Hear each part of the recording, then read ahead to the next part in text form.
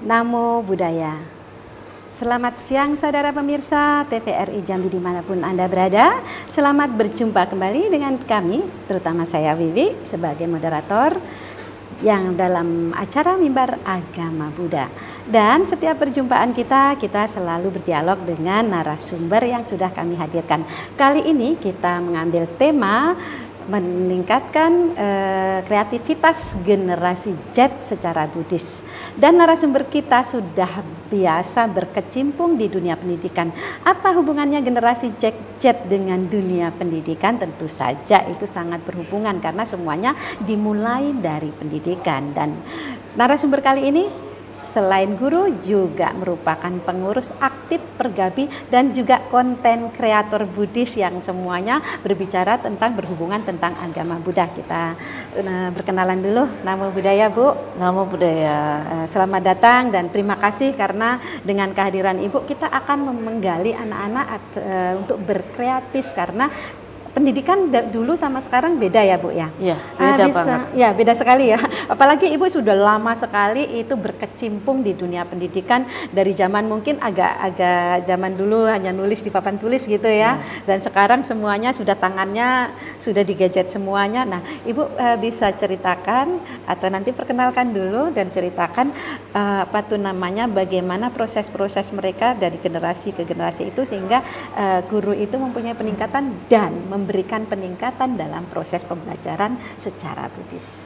Baik, terima kasih Bu Wiwi. Selamat berjumpa kembali. Saya Kuntari dan saya sudah menjadi guru agama Buddha selama 20 tahun. Jadi lama sekali. Mengalami beberapa generasi ya. Dan saya sendiri mungkin Bu Wiwi juga sama ya. Kita berasal dari generasi X gitu ya. Dan yang kita hadapi ini adalah generasi Z yang ada jedanya jauh banget ya Bu ya. Dan selama jeda itu pasti banyak terjadi perubahan yang sangat drastis, terutama dalam hal teknologi informasi dan komunikasi. Nah, TIK atau teknologi informasi ini yang membuat gap ini terasa sangat jauh bedanya antara generasi kita dengan generasi sekarang. Kalau zaman dulu kita kan dididik dengan masih nulis di kertas. Betul. Nah, yang mungkin agak beda itu cara mendidiknya. Zaman dulu kita masih kalau nakal masih dipukul. Ada penggaris masih inget itu. Masih dipukul, mungkin ada yang ditampar, dicubit, itu biasa aja. Tapi sekarang itu kan nggak bisa lagi, beda lagi. Nah, dan ini ada berdampak nggak dengan itu? Tentu saja, ketika kita dulu dididik dengan cara yang keras, kemudian kita sekarang melahirkan generasi Z yang tidak boleh dididik dengan cara yang keras, itu pasti terjadi masalah mungkin ya dalam prosesnya. Saya cut dulu untuk membiasakan atau menyesuaikan, kan kita generasinya beda jauh. Ini kalau guru-guru, terutama para guru ya, karena ini hubungannya dengan guru, itu kesusahan nggak untuk menyesuaikan, apalagi menyesuaikan dengan mereka-mereka yang sekarang zaman Z ini? Ya, tentu mengalami banyak kesulitan. Untungnya kalau dari saya ya, karena saya generasi X. Generasi X itu yang mungkin paling beruntung karena mengalami fase di mana nggak ada listrik. Kita lahir zaman nggak ada listrik, kemudian sudah ada listrik. Jangankan HP ya, zaman dulu masih surat-suratan. Tapi kita masih mengalami fase bisa melihat gebiarnya canggihnya teknologi zaman sekarang. Kalau kita orang yang mau belajar, itu walaupun tertatih-tatih mungkin bisa mengikuti ya. Nah, cuma mungkin bagi generasi yang sedikit di atas kita agak sulit menerima perubahan yang begitu cepat. Nah, sulitnya itu karena teknologi itu cepat sekali berubahnya. Dalam satu generasi yang kita bilang generasi Z itu kan yang lahir sekitar 97 sampai 2010 atau 2012 itu fase dia dalam satu generasi aja perubahan teknologinya sangat cepat, apalagi kita yang dari generasi X atau mungkin sebelumnya ya pasti banyak kesulitan. Ini, Bu.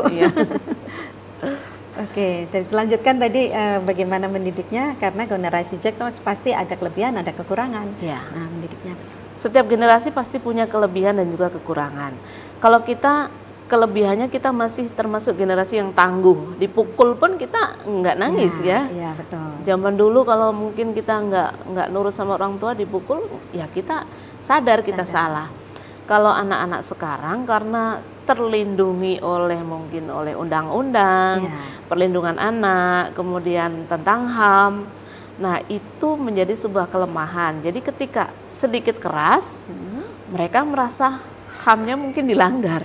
Sebagai seorang guru menghadapi hal itu susah nggak? Nah, itu susahnya. Ya, kan satu sisi harus memberikan materi pendidikan yang layak untuk mereka. Sisi lain, nggak usah ya karena nanti takut melanggar HAM. Nah, gimana itu. ini? Itu salah satu kesulitan kita sebagai guru di zaman sekarang ya, yang kita hadapi generasi Z, dan mungkin beberapa tahun ke depan akan berhadapan dengan generasi Alpha yang sekarang baru lahir ini. Yang mereka lahir itu sudah ketemu dengan gadget, dengan teknologi. Nah, ketika kita mau keras, mereka merasa itu terlanggar hak mereka. Kemudian mungkin ada sebuah stigma ketika generasi Z itu termasuk generasi yang mudah mengalami gangguan kesehatan mental. Artinya? Ya, jadi ketika mereka dikerasi, mereka merasa kesehatan mental mereka terganggu. Itu salah satu mungkin kelemahan dari generasi Z. Nah, ada gap atau perbedaan itu, ini adalah masalah yang harus dipahami bersama, baik guru, murid maupun orang tua dan juga masyarakat. Berarti orang tua pun harus dilibatkan di situ. Iya, tentu saja. Kalau orang tua tidak memahami adanya perbedaan generasi ini, gurunya generasi X, muridnya generasi Z, orang tua mungkin mentah-mentah menerima, oh aku di sekolah diginiin sama guru, dibully, di apa. Dia tidak melihat bagaimana guru ini tumbuh, bagaimana proses pendidikan ini berkembang. Bisa jadi akan muncul masalah antara orang tua dengan guru. Ini yang mungkin beberapa akhir-akhir ini terjadi di media sosial, kita lihat berita seperti itu. Dan itu membuat guru semakin merasa serba salah ya Bu. Nah, itu. Satu sisi itu loh Bu, maksudnya harus membuat anaknya menjadi lebih pintar, lebih maju. Karena kalau anak murid pintar, berarti kan guru merasa bangga, ya kan? Tetapi untuk memintarkan mereka kalau terganggu yang hal seperti itu kan sangat susah. Gimana supaya ini tetap terjalin semuanya itu? Ya. Mungkin salah satu yang bisa kita lakukan sebagai guru ya kita mengikuti zaman. Kan ada orang bijak mengatakan didiklah anak sesuai zamannya. Kita nggak bisa mendidik anak Gen Z ini dengan cara-cara zaman dulu yang dengan kekerasan, memang nggak bisa, dan itu melanggar hukum gitu kan. Kalau kita nggak mau kena pelanggaran hukum ya ikuti zamannya. Kalau anak-anak generasi sekarang lebih suka dengan teknologi, ya mau nggak mau kita harus belajar, ikutin apa yang ada di zaman canggih sekarang ini, kita harus belajar. Itu mungkin salah satu caranya supaya ketika anak bicara apa nggak ngerti nanti dikira ngatain gurunya atau apa, padahal mungkin hanya perbedaan bahasa. Karena bahasa Gen Z ini beda dengan bahasa kita. Bahasa slangnya ya, bahasa yang tidak formalnya itu beda dengan kita. Nah, salah satunya itu tadi, kita harus belajar. Guru harus belajar, orang tua harus belajar. Oke, terutama guru agama, ya kan Bu ya? Kemudian agama Buddha. Sekarang generasi Z, mereka semuanya pakai hal-hal yang canggih lah, gadget semuanya. Ini di agama Buddha itu satu, ada enggak? Yang kedua, bagaimana membelajarkannya?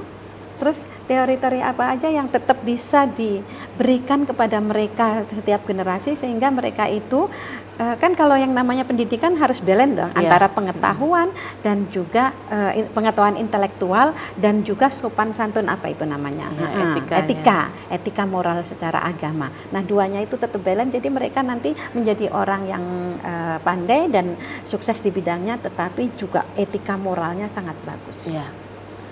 Salah satu yang kita coba, karena saya guru dari Kementerian Agama, saya izin mempromosikan salah satu proyek dari Kementerian Agama, khususnya Direktorat Jenderal Bimbingan Masyarakat Buddha sebagai penanggung jawab pendidikan agama Buddha di Indonesia, itu sudah berusaha menjembatani gap tadi perbedaan teknologi. Misalnya salah satunya adalah dengan membangun sebuah learning management system atau LMS dengan nama belajarbuddha.id. Nah, di belajarbuddha.id itu kita sebagai guru berusaha mengadopsi bagaimana supaya pembelajaran itu berdiferensiasi. Kalau anak-anak sekarang suka nonton, kita kasih video. Kalau anak-anak suka baca, kita kasih berupa teks. Kemudian kalau anak-anak nggak suka ngerjakan ulangan di kertas, kita kasih kuis online. Nah, itu upaya kami, guru-guru agama Buddha, yang disupport oleh Direktorat Jenderal Bimbingan Masyarakat Buddha, Bapak kita ya, Bapak kita dari agama Buddha, untuk bagaimana supaya pendidikan agama Buddha ini tetap up to date. Ya, yang tadi gurunya mau Gen X atau mungkin boomer mungkin, tapi tetap masih bisa anak-anak Gen Z sekarang ini menerima proses pembelajaran yang sesuai dengan zaman mereka. Itu salah satunya. Itu ada nggak kesulitan? Karena kan tetap aja kalau kita bicara guru rata-rata nih, guru kan pasti generasinya antara Z, bahkan orang bilang baby boomer gitu ya. Nah, generasi-generasi itu untuk menerapkan yang LSE, LLMS tadi, kemudian yang ada masuk di belajarbuddha.id, kemudian itu menerapkan itu kepada muridnya, sehingga ini nih benar-benar tercover loh, murid itu bukan hanya lihat bagusnya tetapi benar-benar ngerti inti ajaran yang memang mereka harus pelajari. Oke Bu ya, tapi ini tolong dijawab setelah yang berikut ini. Saudara pemirsa dimanapun Anda berada, jangan kemana-mana, kami akan kembali lagi setelah yang berikut ini.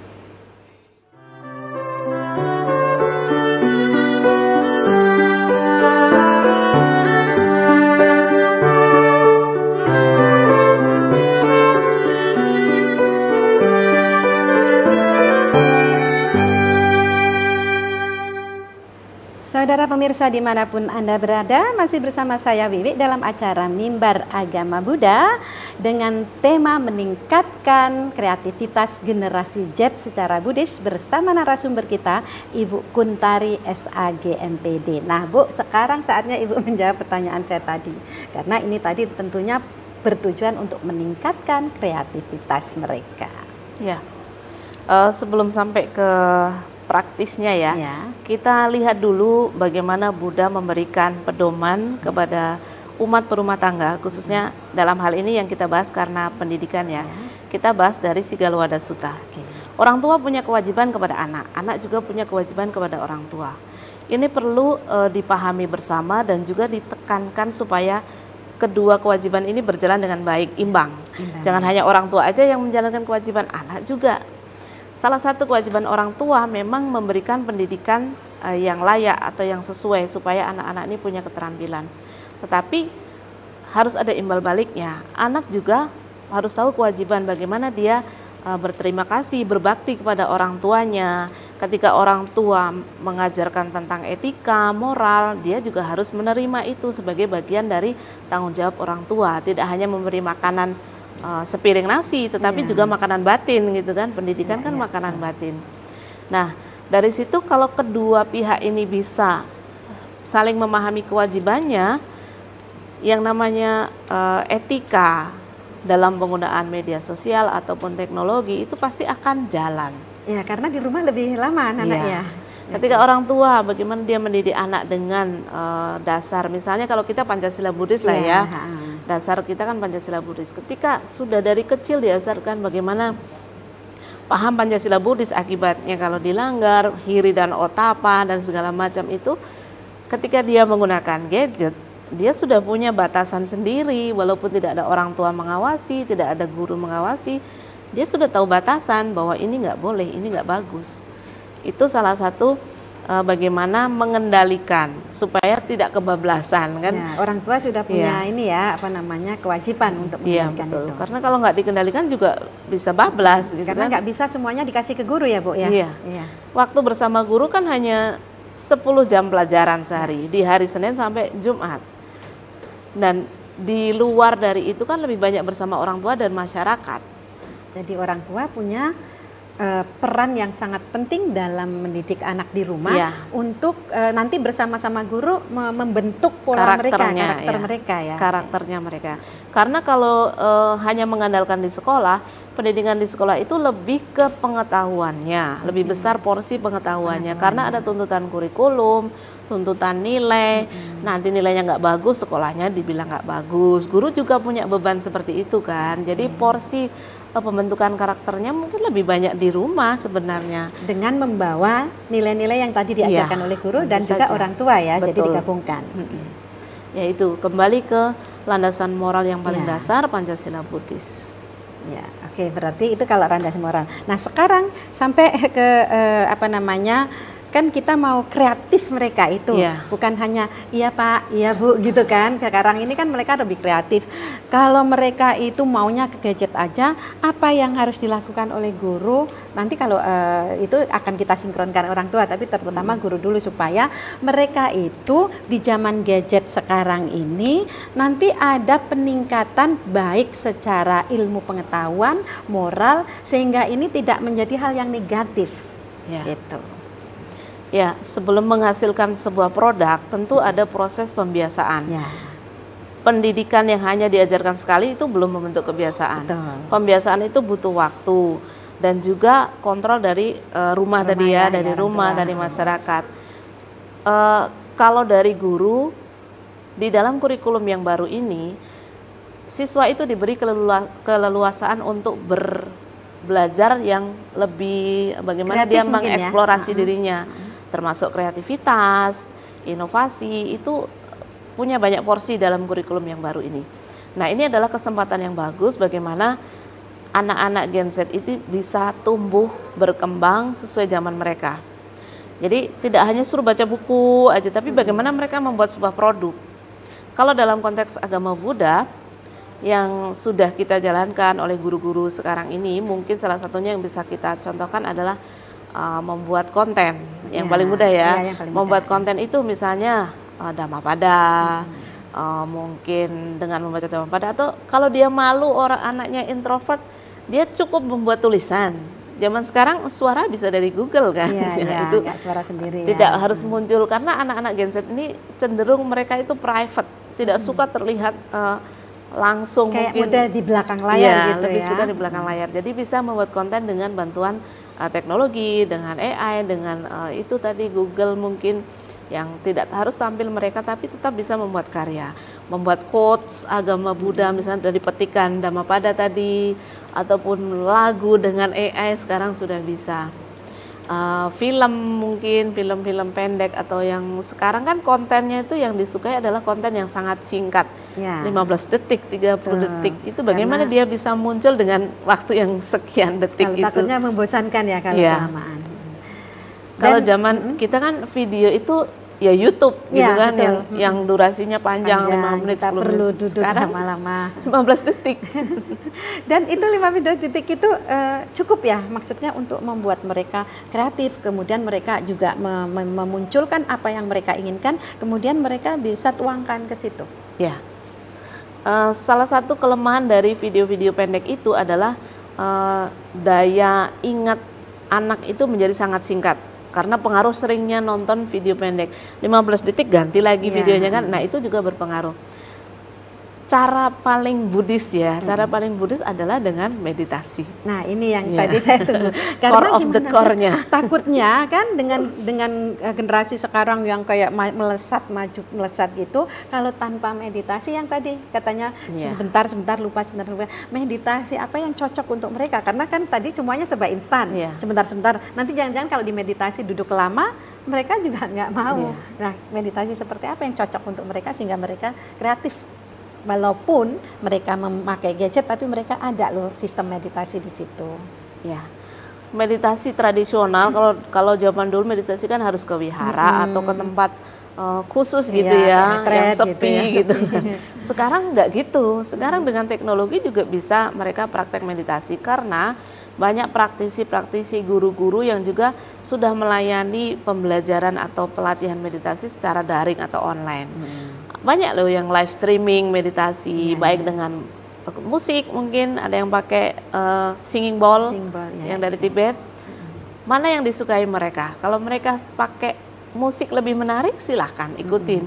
Kalau mereka lebih suka dengan metode yang lain, atau misalnya dengan yang nggak gerak-gerak, yang bergerak gitu ya. Kalau yang nggak gerak itu kan agak susah karena anak kita kan aktif. Suruh duduk diem 10 menit itu berat banget.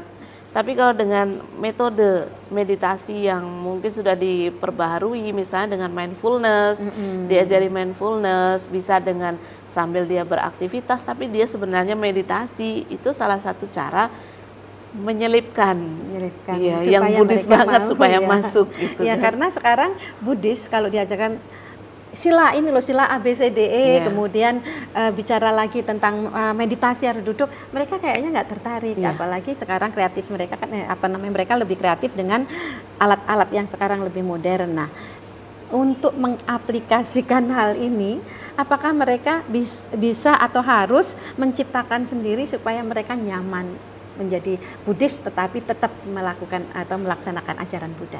Iya, tentu saja harus ada penyesuaian. Ini adalah kewajiban kita bagaimana mengajarkan agama, tapi si anak tadi tidak merasa sedang diajari agama gitu kan. Gitu. Sesuai kurikulum terbaru, dalam kurikulum terbaru itu pendidikan agama Buddha itu tidak lagi belajar tentang agama, tapi belajar dari agama. Contohnya begini, studi kasus, ada permasalahan anak dibully di media sosial. Bagaimana anak tadi, si pembelajar atau siswa tadi disuruh bagaimana menyikapi hal itu secara Buddhis misalnya. Apakah bully harus dibalas bully, kebencian harus dibalas kebencian, kan begitu kalau konteks dasarnya kan kebencian tidak boleh dibalas dengan kebencian. Tapi kan kita nggak bisa ngajarkan yang kayak gitu. Sekarang kan bahasanya harus diperbaharui. Pembulian itu tidak boleh atau tidak perlu dibalas dengan balas membuli misalnya, pakai bahasa yang sekarang gitu kan. Nah, modifikasi bahasa ini juga salah satu cara supaya konsep agama tadi bisa diterima tanpa mereka merasa sedang digurui atau diceramai dengan doktrin agama. Jadi masuk melalui metode penguasaan bahasa yang baru yang menyesuaikan dengan generasi mereka. Itu contoh yang lain lagi ya.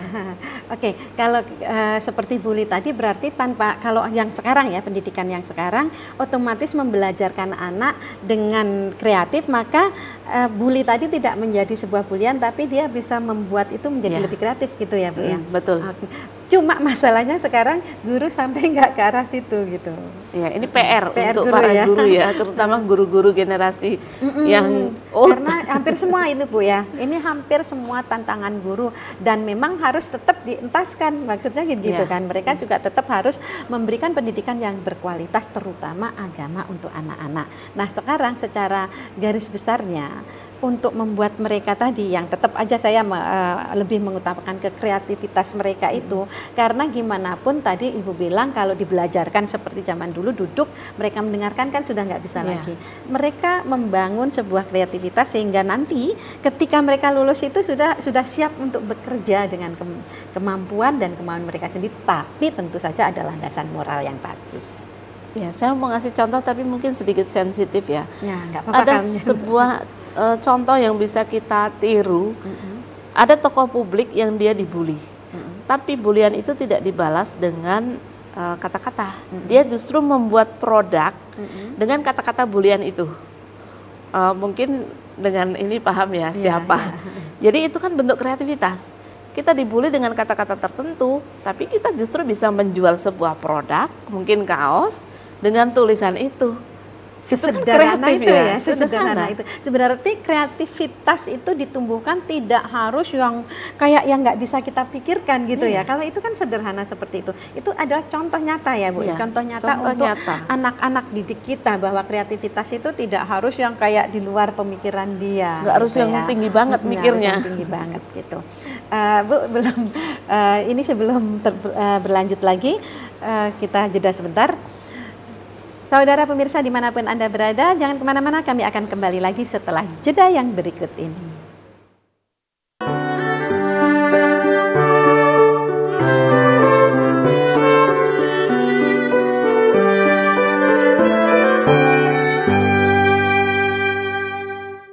Saudara pemirsa dimanapun Anda berada, masih bersama saya Wiwi dalam acara Mimbar Agama Buddha dengan tema meningkatkan kreativitas pada generasi Z secara Buddhis bersama narasumber kita Ibu Kuntari SAG MPD. Bu, kita sudah sampai di kesimpulan. Kita nyimpulkannya gini Bu, dengan guru yang namanya kurang zamannya berbeda, kemudian harus tetap meningkatkan, mengentaskan anak-anak di zaman sekarang, kemudian moralitas juga harus terjaga. Gimana untuk membuat semuanya ini disimpulkan sekaligus? Ya, baik. Kepada kita guru, itu adalah perjuangan kita untuk terus berkembang, ya, berusaha berkembang, belajar sesuatu yang baru. Sebagaimana diajarkan Buddha tentang anicca, perubahan itulah yang abadi. Kalau kita mau bertahan di satu titik, kita akan tertinggal. Dan untuk anak-anakku, Gen Z terutama ya, coba pahami bahwa hidup ini tidak ada yang sempurna. Orang tua tidak ada yang sempurna, hidup siapapun tidak ada yang sempurna. Ketika kita menerima itu sebagai sebuah fakta kenyataan di hidup kita, pasti akan lebih mudah kita menjalani hidup ini. Ada berbagai banyak permasalahan yang akan kita hadapi, tidak hanya hari ini tapi di masa yang akan datang. Nah, kita punya tanggung jawab tidak hanya kepada diri sendiri, memikirkan kebahagiaan diri sendiri, tapi juga bagaimana sebagai umat Buddha khususnya ya, bagaimana kita bisa berupaya berusaha menjadi pelestari Dharma. Contohnya, membuat konten-konten positif yang berhubungan dengan agama sebagai bagian dari tanggung jawab kita terhadap perkembangan agama Buddha di Indonesia maupun di seluruh dunia. Itu adalah bagaimana cara kita memandang kehidupan ini tidak hanya fokus pada penderitaan, tapi bagaimana ketika penderitaan datang kita hadapi dengan sikap optimis supaya muncul kreativitas, fokus pada solusi. Baik, terima kasih Ibu Anumodana, sudah sangat jelas dan gamblang untuk para pemuda terutama anak didik kita.